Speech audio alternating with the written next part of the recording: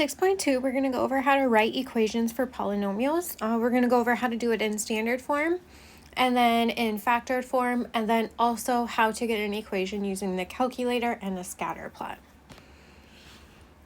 This first part we're going to go over in standard form.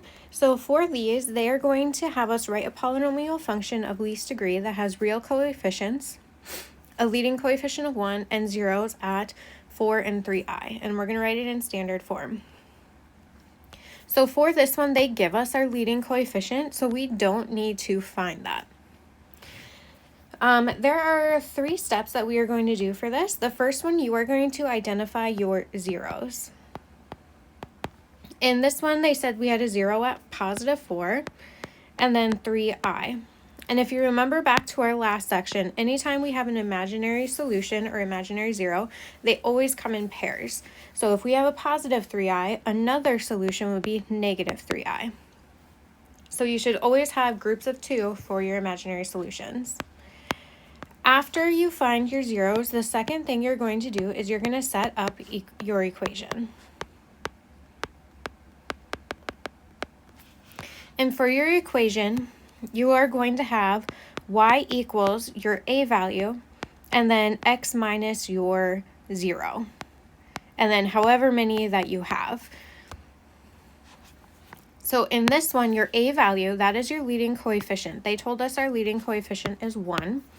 So we're going to have y equals 1 times, and because it's x minus your 0, it's going to be the opposite sign for your 0. So when you plug them into your equation, they should be the opposite. Our first one was a positive 4, so when we plug it into our equation, we'll have x minus 4. And then our second one was a positive 3i, so we'll have x minus 3i. And then our last one was a negative 3i, so we'll have x plus 3i. Then our last step for this one, after we set up our equation, we are going to simplify. So they want us to write this in standard form, and that's when we don't have any parentheses, so we need to FOIL. Anytime you have a pair of imaginary solutions, it's going to be a lot easier if you FOIL those two together first. And then in the front, because this is a 1, we don't really need that up front because it's not going to change what's in that first set of parentheses. So we're still going to have x minus 4 in that set of parentheses. Then for the second part, we're going to FOIL here. So we'll have x times x to get us x squared, x times a positive 3i, and then a negative 3i times x. And then lastly, a negative 3i times a positive 3i. Make sure you are multiplying together the coefficients to get a negative 9, and then I times I to get I squared. All right. So then before we FOIL again, we're going to simplify what's in that second set of parentheses. So the x squared will stay the same. And if you look, we have a positive 3ix and a negative 3ix. So when we combine those are going to equal 0. And that is why we want to FOIL together the two pairs of imaginary solutions, because that's going to cancel out. And then also at the end, when we have a negative 9 times I squared, remember I squared is negative 1. So this is the same thing as having negative 9 times negative 1. So it's just going to become a positive 9. So by multiplying together those two parts, we are able to get rid of all of our imaginary numbers.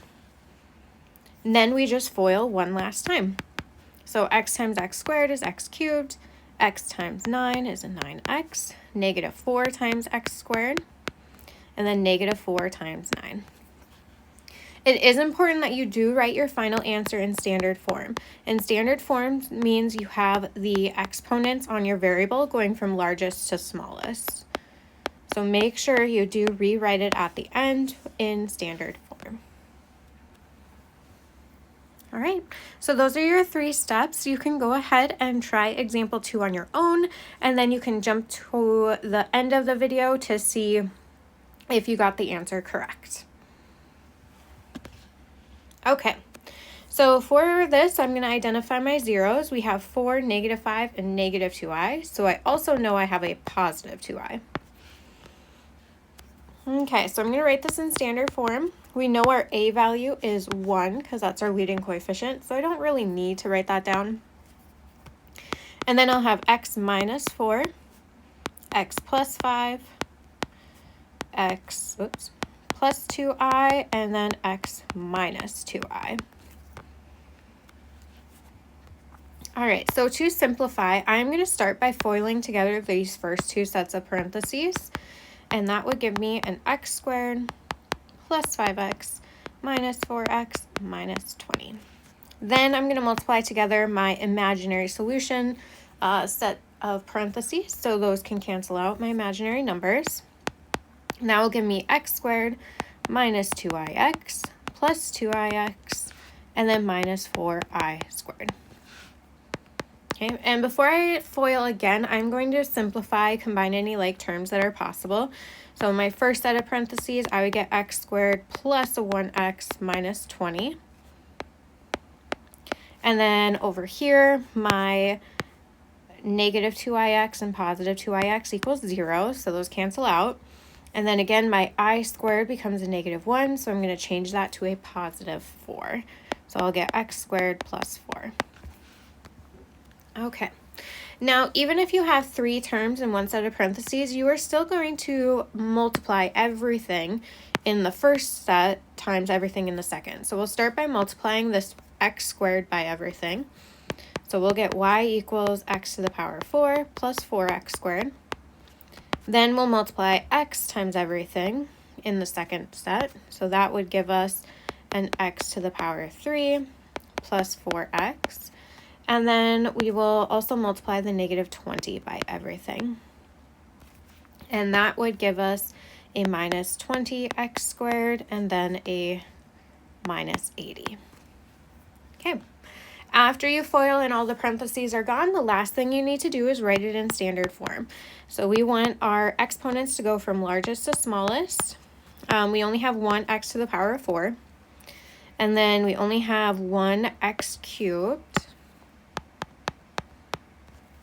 Then if we look, we have a 4x squared minus a 20x squared. So that would be a negative 16x squared. And those are gone. Then next I have a plus 4x, that's the only one, and then minus 80. And that would be your final answer in standard form. Okay, the next video will go over a special situation where we have a 4 plus I. If you need to skip that one to save some time, that would be okay for this part.